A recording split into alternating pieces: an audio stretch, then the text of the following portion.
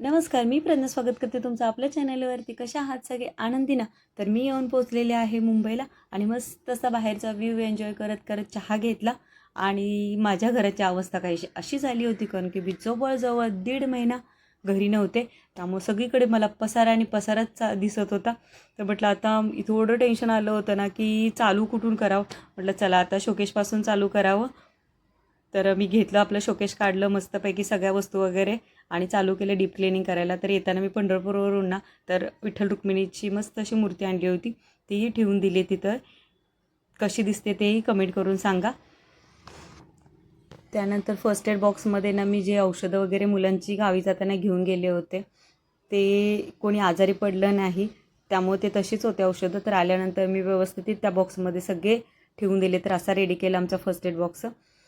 आणि ते ते झाल्यानंतर मात्र चालू केलं आम्ही घासाघाशीची कामं.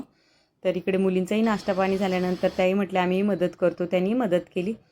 आणखी आता एकदा जर शाळा चालू झाली ना तर अजिबात मला क्लिनिंगला वेळ मिळणार नव्हता. म्हणून म्हटलं चला आता एकदाच करून घ्यावं. तर कसं वाटलं क्लिनिंग ते कमेंट करून सांगा.